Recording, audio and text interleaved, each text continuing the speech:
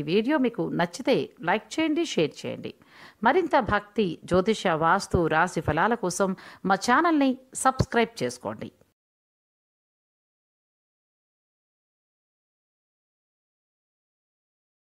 ఆదిత్యాయ చ సోమాయ మంగళాయ బుధాయ చ గురు శుక్ర శనిభ్యశ్చ రాహవే కేతవే నమః. వాగర్ధావ సంపృక్తౌ వాగర్ధ ప్రతిపత్తయే జగతః పితరౌ వందే పార్వతీ పరమేశ్వరౌ. ఆదిత్యాద నవగ్రహ దేవతా పరబ్రహ్మణే నమో నమః. శివాయ గురవే నమః. ప్రేక్షకులందరికీ కూడాను నమస్కారము. నేను విహరిహర శర్మ. ముందుగా ప్రేక్షకులందరికీ కూడాను శ్రీ విశ్వావసునామ సంవత్సర ఉగాది శుభాకాంక్షలు తెలియజేస్తూ, ఈ ఉగాది సంవత్సరం మొత్తం కూడాను మీకు సకల శుభాలు వాటిల్లాలని చెప్పేసి ఆ పరమశివుణ్ణి మనస్ఫూర్తిగా ప్రార్థన చేసుకుంటూ రాశి ఫలితాల కార్యక్రమాన్ని మనం ప్రారంభం చేసుకుందాం.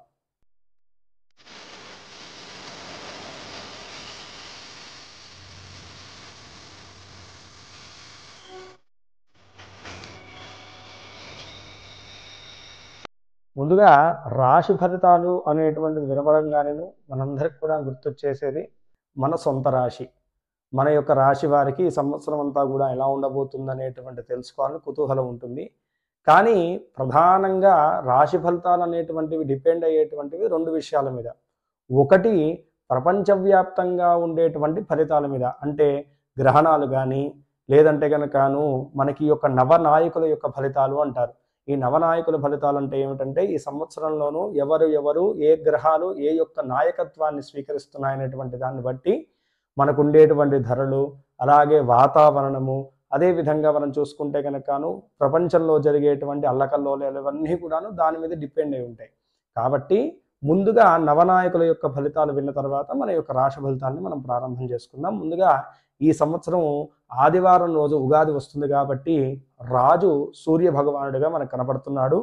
రాజు సూర్యుడు, మంత్రి చంద్రుడు, సైన్యాధిపతి రవి, సస్యాధిపతి గురువు, అలాగే ధాన్యాధిపతి కుజుడు, అదేవిధంగా అర్ఘ్యాధిపతి రవి, మేఘాధిపతి కూడా రవిగా కనపడుతున్నారు. రసాధిపతి శని, అదేవిధంగా నీరసాధిపతి బుధుడు. ఈ యొక్క నవనాయకులు వీరు ఈ సంవత్సరానికి, ఈ యొక్క విశ్వావసునామ సంవత్సరానికి వీరు నవనాయకులు.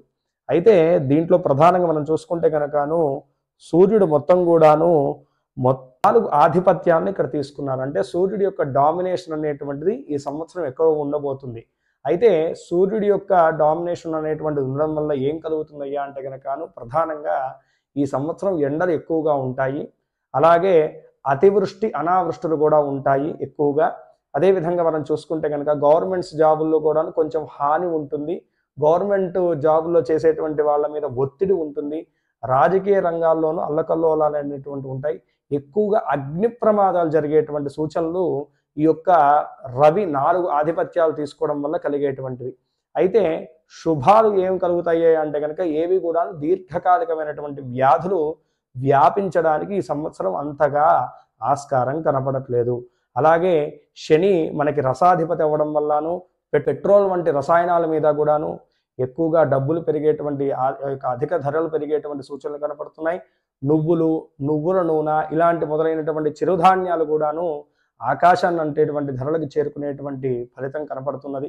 అలాగే నీరసాధిపతిగా బుధుడు కనపడుతూ ఉండడం వల్ల వ్యాపారవేత్తలకు కొంచెం గడ్డు కాలమే ఈ సంవత్సరం అని చెప్పేసి చెప్పుకోవాలి. ఎక్కువగా ఎవరైతే కనుక సిల్వర్, గోల్డ్ వ్యాపారం చేస్తున్నారో వాళ్ళకి ఈ సంవత్సరం కొంచెం బాగుండబోతుంది అని చెప్పేసి మనం మాట్లాడుకోవాలి. వస్త్ర వ్యాపారులకి వీళ్ళకి మాత్రం కొంచెము ఆ యొక్క ఆదాయం అనేటువంటిది అంతగా కనపడదు అని చెప్పేసి మనం మాట్లాడుకోవాలి. అదేవిధంగా చూసుకుంటే ధాన్యాధిపతి ఇక్కడ కుజుడు ధాన్యాధిపతి అవ్వడం వల్ల ఎర్ర ధాన్యాలు ఏవైతే ఉంటాయో గోధుమలు, కందులు మొదలైనటువంటి ధాన్యాల మీద ధరలు చాలా ఎక్కువగా పెరిగేటువంటి సూచనలు కనపడుతున్నాయి. ధాన్యాలు కూడాను కొంత మేరకు మంచి ఆదాయాన్ని తెచ్చిపెట్టబోతున్నాయి ఆ యొక్క ధాన్యాలను అమ్మేటువంటి వారికి.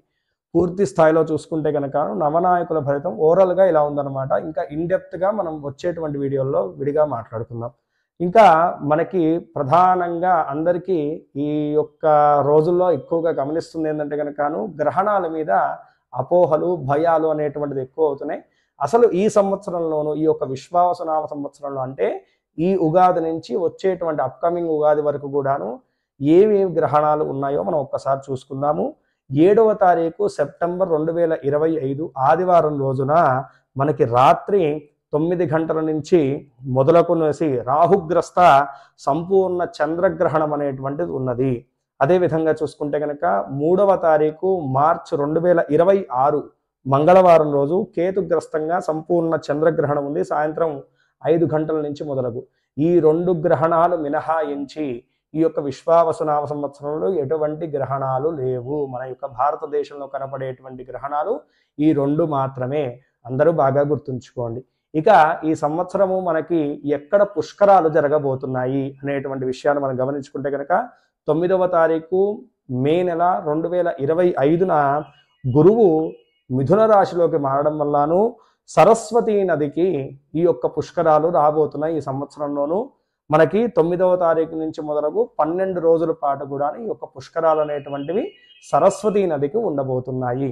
ఇవి ఈ సంవత్సరంలోనూ జరిగేటువంటి ముఖ్యమైనటువంటి విషయాలు.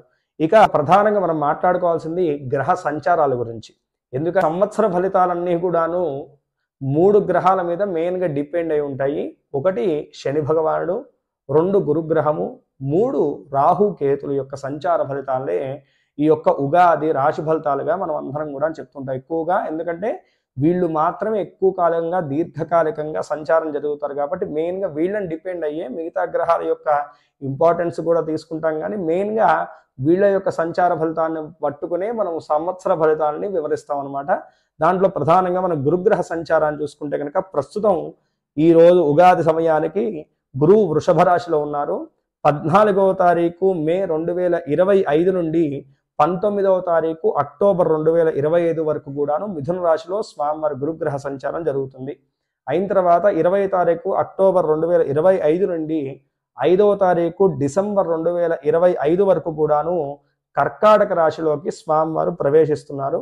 అయిన తర్వాత 6వ తారీఖు డిసెంబర్ 2025 నుండి ఉగాది వరకు కూడాను మిథున రాశిలోనే స్వామివారి యొక్క సంచారం అనేటువంటి జరుగుతుంది. అంటే ఓవరాల్గా చెప్పాలంటే ఉగాది నుంచి ఉగాది వరకు కూడా స్వామివారు మిథున రాశిలోనేను పూర్తిగా ఉండేటువంటి సూచనలు కనబడుతున్నాయి. ఇక రాహుకేతుల యొక్క సంచారం చూసుకుంటే కనుకను పోయిన గత సంవత్సరంలో చూసుకుంటే శని సంచారము రాహు సంచారం అనేటువంటిది మారలేదు.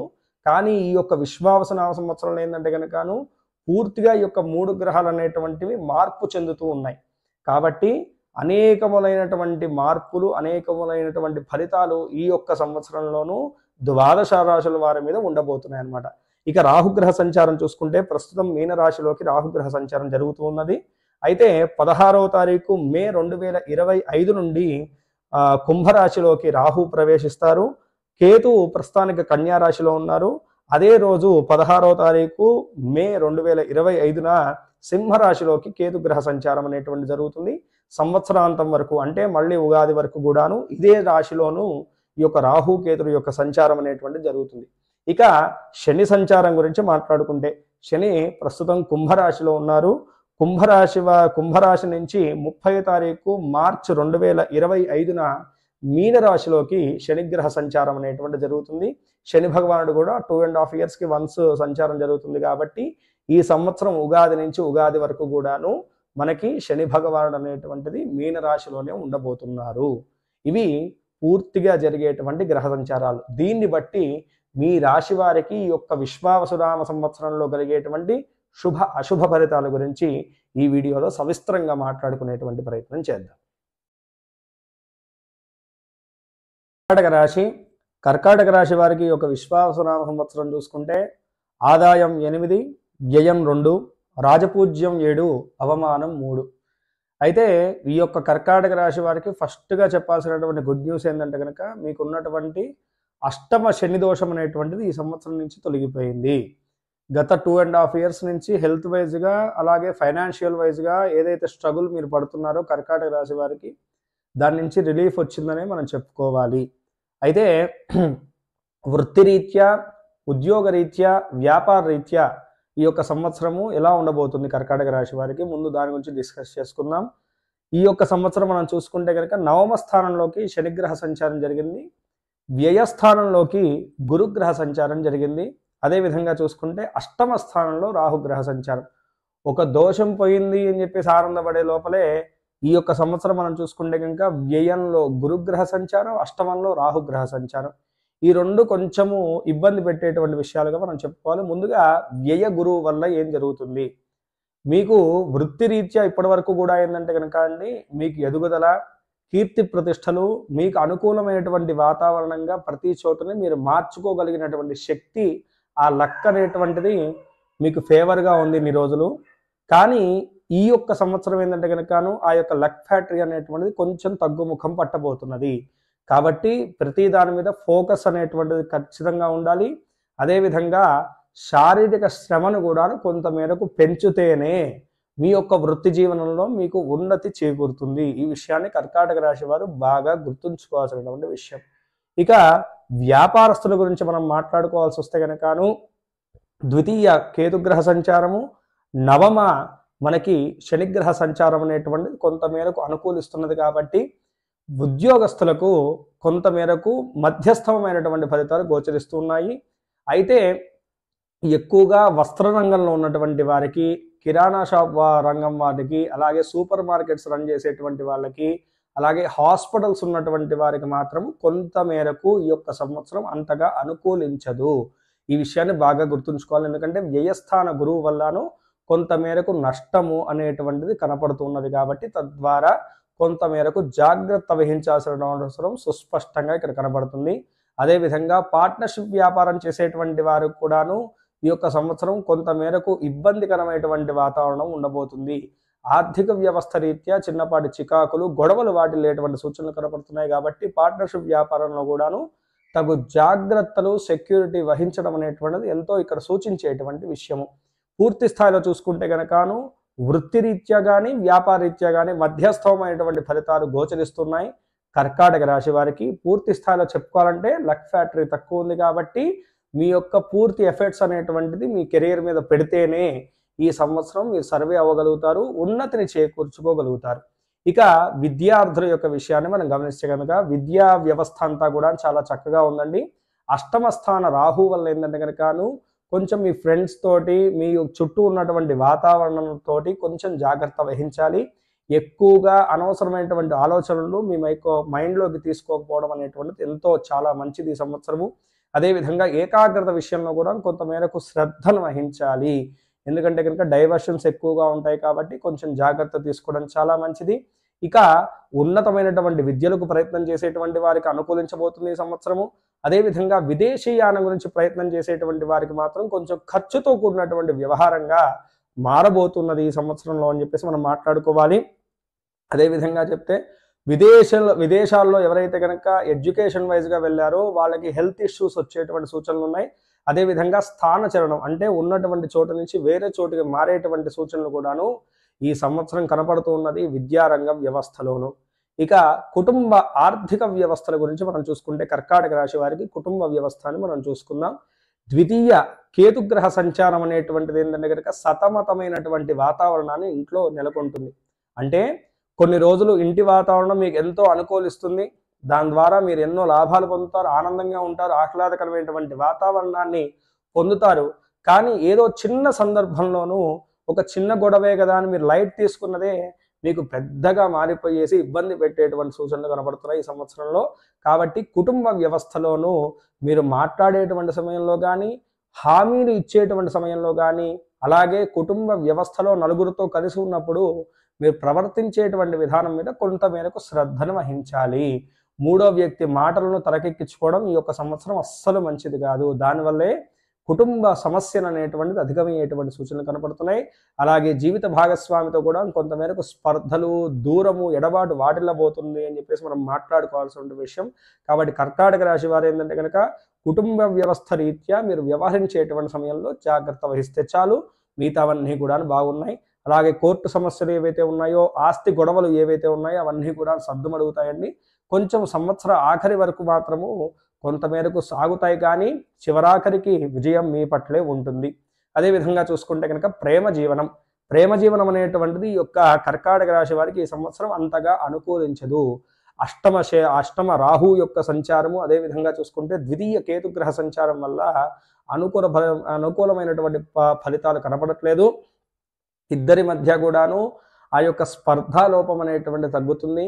పరస్పరము ప్రేమ అభిమానం అనేటువంటిది కూడాను కొంతమేరకు తగ్గుముఖం బట్టి ఎడబాటు దూరం అనేటువంటిది వాటిల్లబోతున్నది ఈ సంవత్సరం అని చెప్పేసి మనం చెప్పుకోవాలి. కాబట్టి తగు జాగ్రత్తలు తీసుకోండి.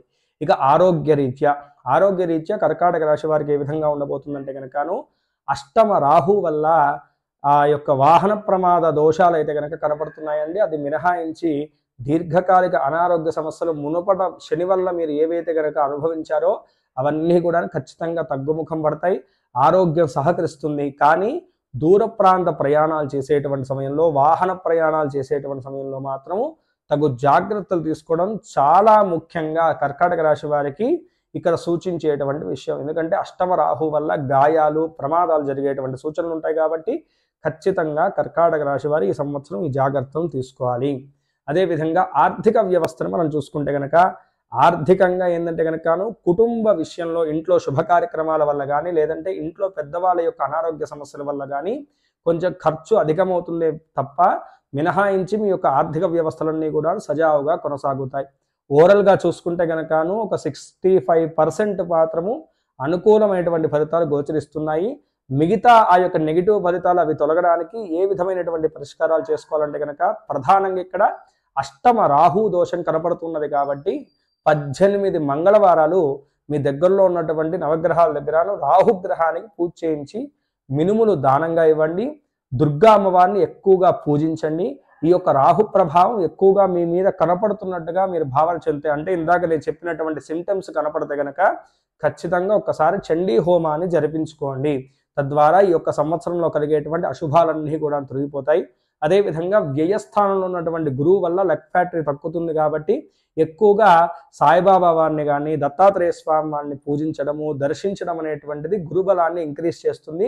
గోసేవన చేయండి. గోకి గ్రాసాన్ని కానీ లేదంటే నానబెట్టినటువంటి నవధాన్యాలు అంటే శనగలను తినిపించడం వల్ల కూడాను గురుబలం ఇంక్రీజ్ అయ్యేసి లక్ ఫ్యాక్టరీ అనేటువంటిది మీకు ఫేవర్గా మారుతుంది. ఈ రాశివారు పై తెలిపినటువంటి చిన్నపాటి జాగ్రత్తలు వహిస్తూ చెప్పినటువంటి పరిష్కార మార్గాలను అనుసరిస్తూ ఈ యొక్క సంవత్సరంలో కలిగేటువంటి సకల విధములైనటువంటి అశుభాలన్నీ కూడా అధిగమించి సకల శుభాలు మీకు చేకూరేసి ఈ సంవత్సరం అంతా కూడాను సకల విధములైనటువంటి సుఖశాంతులతో జీవితాన్ని కొనసాగించాలని చెప్పేసి మనస్ఫూర్తిగా యొక్క పరమశివుణ్ణి ప్రార్థన చేస్తూ సర్వే జనా సుఖినో భవంతు, లోకా సమస్తాః సుఖినో భవంతు. వీడియో చూసినందుకు ధన్యవాదములు. ఈ వీడియో మీకు నచ్చినట్లయితే లైక్ బటన్ క్లిక్ చేయండి. మరిన్ని వీడియోలు పొందాలంటే దయచేసి సబ్స్క్రైబ్ చేయండి. మీ సూచనలు సలహాలు తప్పక తెలియచేయండి.